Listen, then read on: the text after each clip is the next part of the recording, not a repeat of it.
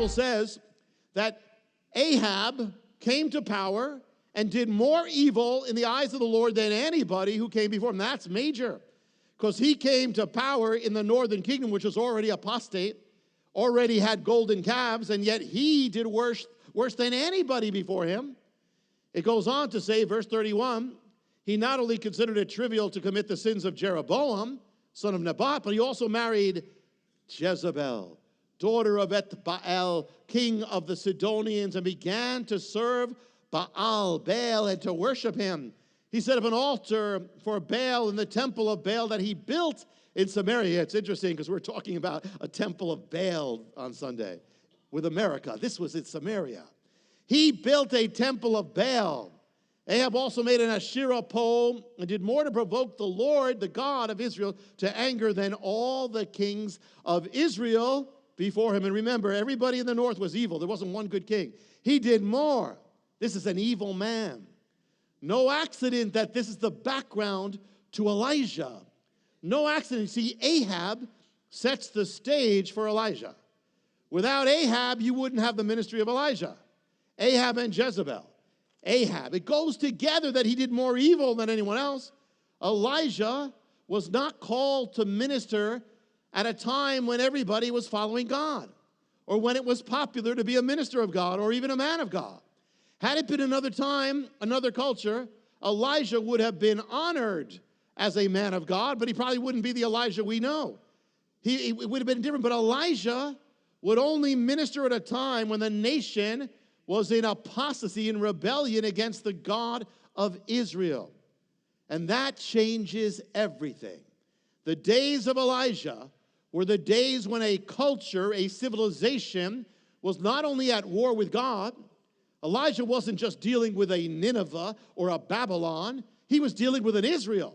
He was dealing with a civilization that had once known God, but now was turning against God.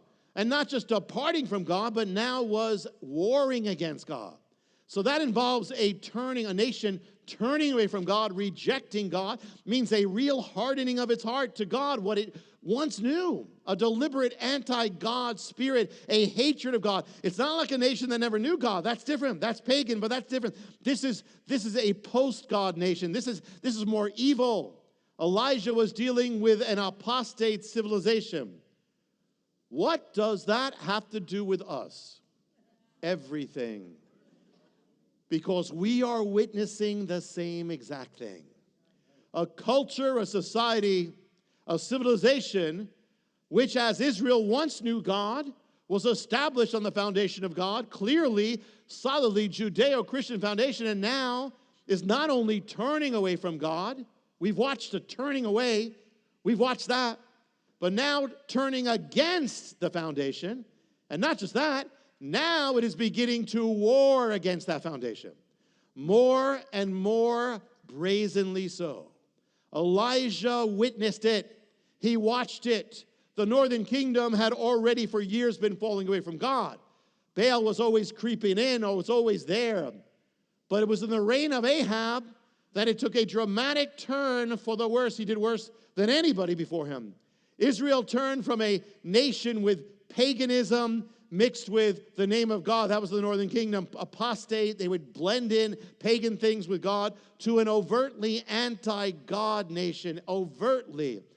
That, my brothers and sisters and friends, is what we are now witnessing in America. In some ways, it's even more dramatic. Because it is a turning away, not just of something that had been for a time, but it's a turning away in America for that which had been for 4 centuries, and with Western civilization for 2,000 years. America has been falling away from God for years. But now we are witnessing a change. We're witnessing a turning.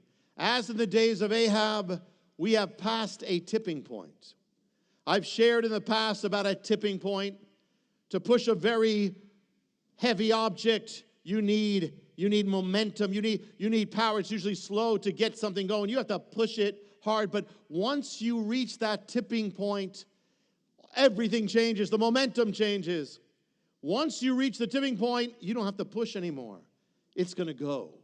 And not only is it going to go without pushing, but it's going to go faster and faster.